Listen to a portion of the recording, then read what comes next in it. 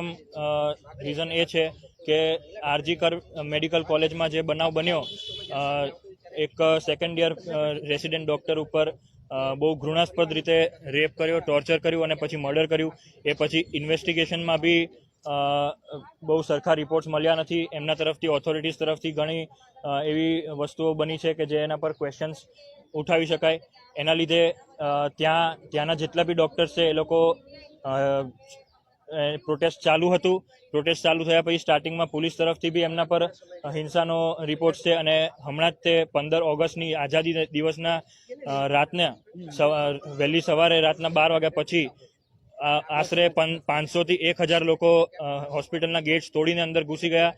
અંદર ઇમરજન્સી રૂમમાં, વોર્ડમાં, અંદર સેમિનાર રૂમમાં જે જગ્યાએ આ બનાવ બન્યો એ બધી જ વસ્તુઓ ત્યાં તોડવામાં આવી, એવિડન્સીસનો નાશ કરવામાં આવ્યો. એ બધાને જોતા જેટલા બી રેસિડેન્ટ હતા એ લોકોને ઉપર જીવનો જોખમ બનવામાં આવ્યો. એના માટે આખા ગુજરાતના જેટલા બી અમે જેડીએ એસોસિએશન છે, જુનિયર ડૉક્ટર એસોસિએશન છે, બધાએ મળીને એક નિર્ણય લીધો છે કે અમે અચોક્કસ મુદ્દે અચોક્કસ સમય માટે સ્ટ્રાઇક પર જઈએ છીએ. કોઈ બી અમે લોકો ઓપીડીમાં જેટલી બી નોન ઇમરજન્સી વસ્તુઓ છે એ બધી વસ્તુઓમાં અમે ભાગ નહીં લઈએ.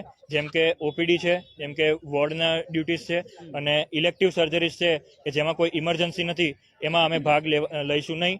એમાં રેસિડેન્ટ ડૉક્ટર્સ અને ઇન્ટર્ન ડૉક્ટર્સ બધા જ આવ્યું હતું. આટલી પ્રજા એક સાથે આવી છે તેમાં એ લોકોએ પ્રોપર્ટીનું તો નુકસાન કર્યું જ છે, સાથે સાથે ઘણા ડૉક્ટરોને બી હાનિ પહોંચી છે.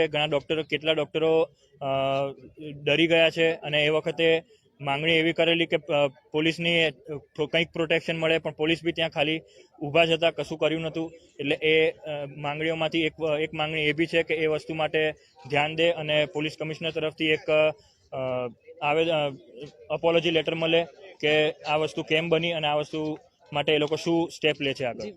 અમારા એક ડોક્ટર જેમની જોડે જે દુષ્કૃત્ય થયો છે એ 36 કલાકની ડ્યુટી પર હતા. એમની જોડે મોડી રાત્રે એમનો રેપ થયો છે, એમનો મર્ડર થયો છે, જેના અગેન્સ્ટ અત્યારે કાર્યવાહીમાં અમને સંતોષ નથી મળી રહ્યો. એના લીધે અમે આ પ્રોટેસ્ટ પર ઉતર્યા છે. કારણ કે વધારે સિક્યોરિટી વધવી જોઈએ કોલેજમાં. સેન્ટ્રલ પ્રોટેક્શન એક્ટ જે છે એ ઓલ ઓવર ઇન્ડિયામાં ડોક્ટરો માટે લાગુ પડવો જોઈએ. જે ડોક્ટર્સની અગેન્સ્ટ વાયલન્સ થાય છે, દરરોજે આપણે કોઈ નઈ ઘટના સાંભળીએ છીએ કે આ સ્ટેટમાં આ ડોક્ટરના ઉપર વાયલન્સ થયો, આ સ્ટેટમાં આ ડોક્ટરના ઉપર વાયલન્સ થયો, એના અગેન્સ્ટ સખ્ત કાર્યવાહી થઈ જોઈએ.